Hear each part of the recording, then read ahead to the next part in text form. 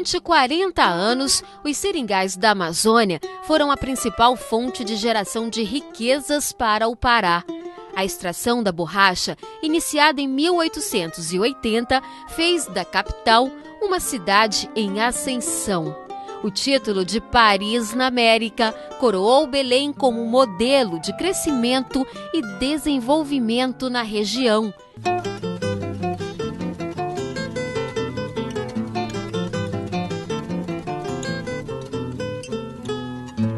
Mas o ouro branco se esgotou. Em 1912, a população acompanhava perplexa o fim dos tempos de prosperidade e o início de uma profunda e enorme crise econômica. Durante meio século, a falta de investimentos e o arroxo financeiro foram como um furacão que destruiu tudo que havia sido erguido até então. Só no fim dos anos 40, a capital paraense tenta reconquistar algum destaque no cenário nacional. A ideia era tentar, mesmo estando financeiramente quase falida, né? A ideia era garantir um status de metrópole da Amazônia. Então, como é que você vai garantir isso? Fundamentalmente, trazendo o arranha-céu.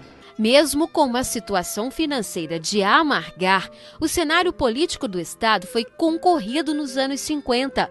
Conflitos e polêmicas eram a tônica das eleições em 1951. Os generais Magalhães Barata e Zacarias de Assunção protagonizaram uma disputa acirrada. Os baratistas, que davam pleito como ganho, tiveram que engolir a vitória de Assunção e com uma pequena diferença de votos.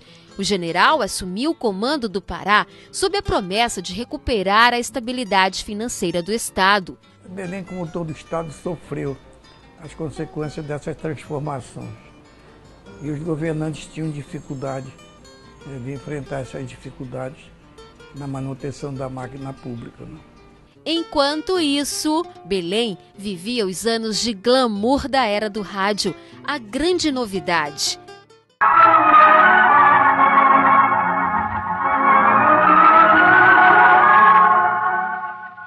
Esta história de amor e sofrimento ficou interrompida quando o Dr. Alberto Limontas chegou à suntuosa residência de Graziela Garcia e a encontrou sozinha no jardim à sua espera.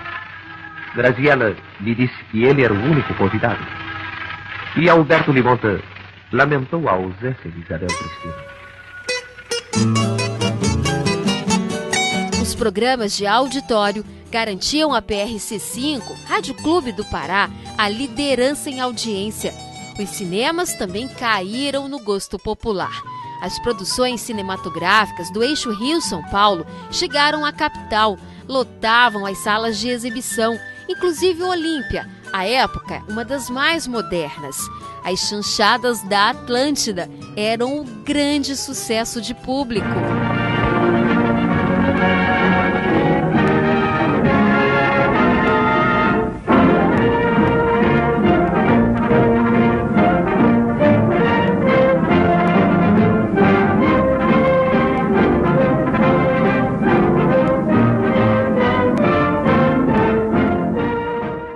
Filmes preto e branco, né? E é interessante que sempre antes de começar o filme, havia tipo assim, em formato, tipo um jornal, né, com as principais notícias do país. E tinha filmes que eles eram seriado. Você via tipo assim um capítulo.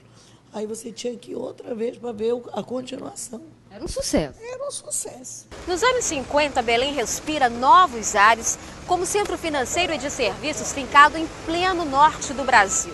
As transformações urbanas, iniciadas há uma década com a construção de prédios, novos símbolos de modernidade que abrigavam instituições públicas e privadas, também geraram um novo conceito de moradia que começava a ser apreciado pela exigente elite paraense.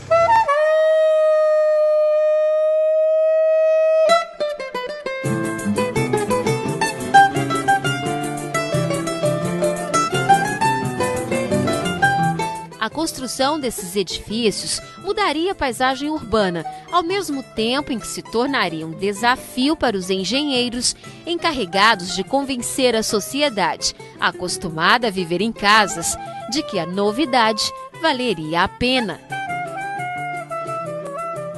Vai ter muita dificuldade de vender esses apartamentos, ele vai andar com os comerciantes, levando as plantas, convencendo esses comerciantes de que era possível viver numa cidade moderna, né?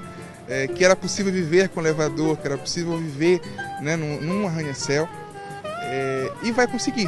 Então vão ser edifícios que vão marcar muito a história da cidade. Amanhã você vai descobrir que a Avenida 15 de Agosto, atual Presidente Vargas, teve um papel importante na transformação do centro arquitetônico de Belém.